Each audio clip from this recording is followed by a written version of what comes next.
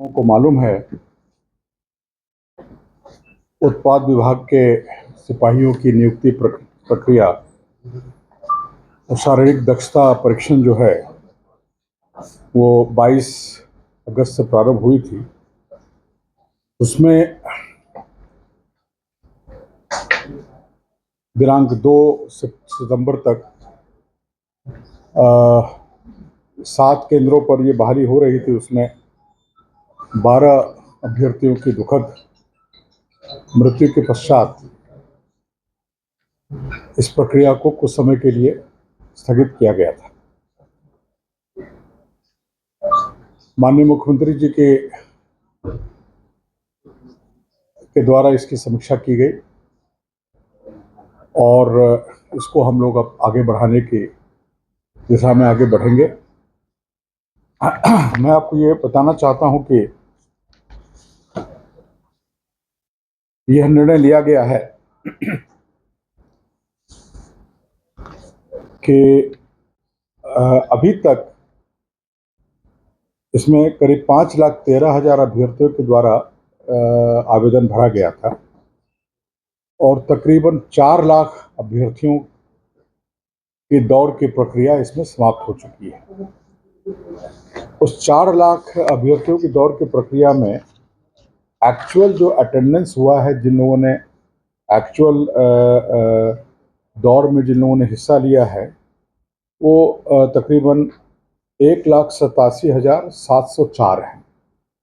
ये 4 लाख तक के करीब रोल नंबर तक की दौड़ हुई है और रोल नंबर नहीं, मतलब 4 लाख संख्या में दौड़ हुई। रोल नंबर तो आगे पीछे हो सकता है, जिसमें 1,87,704 लोगों ने दौड़ में हिस्सा लिया है और जो सफल हुए हैं दौड़ में और चेस्ट नापी के बाद जो उनका हर्ता था वो 1,17,031 लोग अभी तक सफल हुए हैं।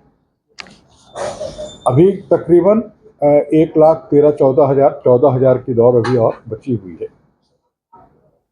तो हमारे जो 6 केंद्र हैं, चयन परिषद 1 है रांची स्मार्ट सिटी में, चयन परिषद 2 है झारखंड जगुआर रांची में, 3 है पुलिस केंद्र गिरिडीह में, 4 है JPTC पद्मा हजारीबाग में, 6 है जमशेदपुर CTC मुसाबनी में और 7 है साहेबगंज जैप 9 के परिसर में।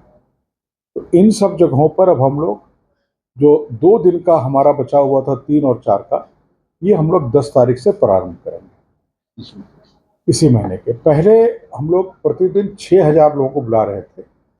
अब यह निर्णय हुआ है कि प्रतिदिन 3,000 लोगों को हम लोग सभी केंद्रों पर आमंत्रित करेंगे। तो जिनकी दौड़ 3 तारीख को थी, 3 सितंबर को थी, वे अब 10 और 11 को, पहला 3,000 10 तारीख को, अगला 3,000 11 तारीख को दौड़ेंगे।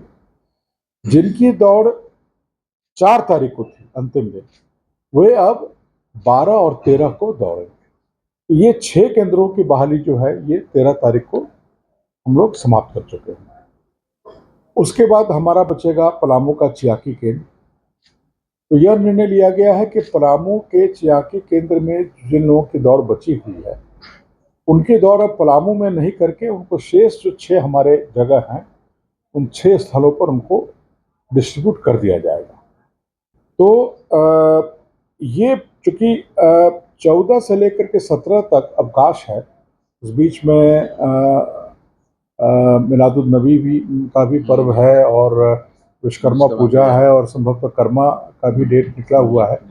तो इसलिए 14 से 17 हम लोग कोई बहाली नहीं कर पाएंगे और 17 को विश्वकर्मा पूजा के दिन तो गाड़ियों का आवागमन भी में भी बाधित रहता है। तो 18 नहीं, 19 और 20 को जो पलामू के जो लोग बचे हुए हैं, पलामू में 42,000 लोगों की नियुक्ति अभी बची हुई है, उस नियुक्ति को शेष 6 केंद्रों में 19 और 20 तारीख को संपन्न किया जाएगा।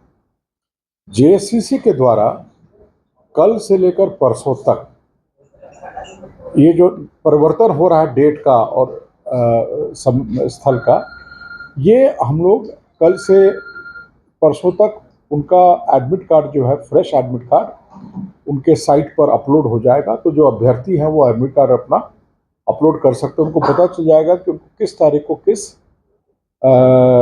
सेंटर पर पहुंचना है। इसमें 2-3 चीज़ और मैं बताना चाहूँगा कि हम लोगों का ये प्रयास होगा कि 8 सवा 8 के बाद हम लोग दौड़ नहीं करें। मतलब हम लोग 7 साढ़े 7 तक सारे जो अभ्यर्थी उस दिन, जिनको 10 तारीख को दौड़ना है, जिनको 11 को, जिस तिथि को जिनको दौड़ना है, हम लोग की अपेक्षा रहेगी और हम लोग इस बात को प्रेस ब्रीफिंग में भी दे रहे हैं और नोटिस में भी सभी जगह देंगे कि वो लोग अभ्यर्थी 7 साढ़े 7 तक अपने केंद्र में निश्चित 7 बजे तक पहुंच जाएं। 6 बजे मैंने इनफैक्ट 7 के पहले पहुंच जाएं, ताकि उनका पंजीकरण करते हुए उनकी दौड़ की स्थिति हम लोग उस दिन बना लें। तो ताकि हम लोग 9 सवा 9 के बाद हम लोग दौड़ नहीं कराएं। ये एक सरकार का है कि थोड़ा मौसम जब तक कूल रहता है तब तक हम लोग दौड़ करा रहे हैं। दूसरा, ये जो जिन अभ्यर्थियों की मृत्यु हुई है तो उसमें कुछ लोग का तो सडन डेथ हुआ है, दौड़ते समय गिरे हैं, फिर अस्पताल तक पहुंचते पहुंचते उनकी मृत्यु हो गई है। कुछ लोगों की अस्पताल में ट्रीटमेंट में हुई है। तो अभी तक चूँकि इनका यूडी केस दर्ज हुआ है, इनका पोस्टमार्टम हुआ है, पोस्टमार्टम के बाद इनका बाकी का जो परीक्षण है वो एफएसएल और मेडिकल टीम के द्वारा किया जा रहा है। तो फाइनल रिजल्ट आने में थोड़ा समय लगेगा, लेकिन अनुमान ये है कि इसमें से काफ़ी लोगों की मृत्यु जो हुई है वो हार्ट अटैक से, हृदय गति रुकने की वजह से हुई है। अब ये हृदय गति जो रुकी है ये विभिन्न कारणों से हो सकती है। कई बार कोई लंबी बीमारी रही हो, किसी तरह का कोई लंग्स में इन्फेक्शन रहा हो, तो ऑक्सीजन की कमी और इन सब